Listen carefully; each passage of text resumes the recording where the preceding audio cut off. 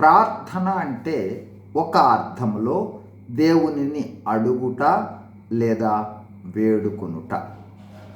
మనము దేవుని సన్నిధిలో మోకరించి అనేక అవసరతల నిమిత్తము వేడుకుంటూ ఉంటాం. ఈరోజు మనము వేడుకొను మరొక ముఖ్య అంశము తెలుసుకోబోతూ ఉన్నాం. అదేమనగా దేవుని వాక్యము మనకు సెలవిస్తోంది. 1 కొరింథీ 3:16 మీరు దేవుని ఆలయమై ఉన్నారనియు దేవుని ఆత్మ మీలో నివసించుచున్నదని తెలియచేస్తూ ఉన్నది.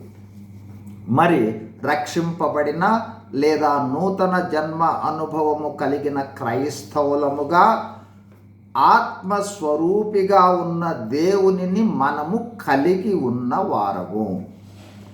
మరి ఎప్పుడైనా దేవా నీవు నాలోనే ఉన్నావు కదా, నాకు నీవు కనిపించు ప్రభువా అని ప్రార్థించి దేవుని సన్నిధిని గోజాడిన అనుభవము ఉన్నదా? 2 తండ్రి నీవు నాలోనే ఉన్నావు కదా, నాకు నీ స్వరమును వినాలని ఉంది ప్రభువా, నీతో నేను మాట్లాడాలని ఉంది, నాతో మాట్లాడు తండ్రి అని కనిపెట్టిన అనుభవము ఉన్నదా?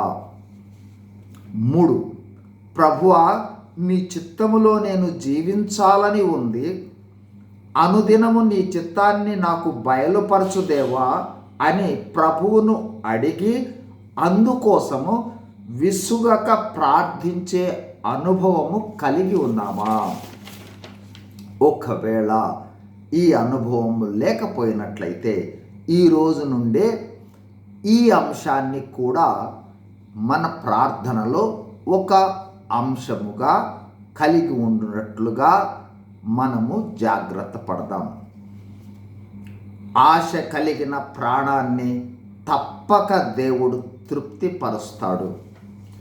ఈ అనుభవము అంటే దేవునిని చూచే అనుభవము, దేవునితో మాట్లాడే అనుభవము, దేవుని చిత్తాన్ని తెలుసుకునే అనుభవము క్రైస్తవులమైన మనందరికీ అవసరం.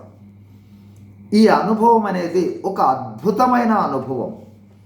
ఈ అనుభవము మనందరికీ దేవుడు దయచేయునుగాక. ఆమెన్.